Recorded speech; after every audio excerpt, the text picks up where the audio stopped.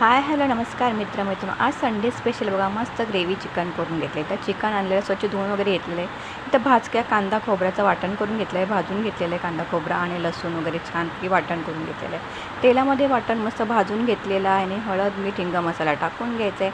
थोडीशी बघा दोन टॅमॅटोची प्युरी टाकून घेतलेली म्हणजे छान ग्रेव्ही होते आणि सुंदर असा मसाला तयार होतो. आता इथे छानपैकी बघा मटणाची ग्रेव्ही तयार झाली. इथं हळद मीठ हिंग मसाला टाकून घेतलेला आहे.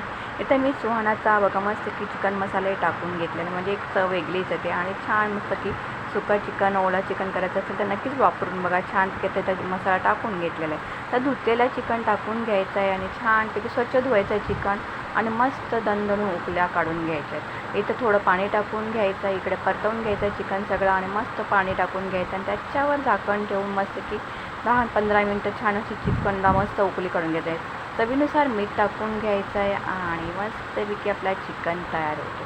असा चिकन तुम्ही भाकरीबरोबर भाताबरोबर एक नंबर चवीला लागतो.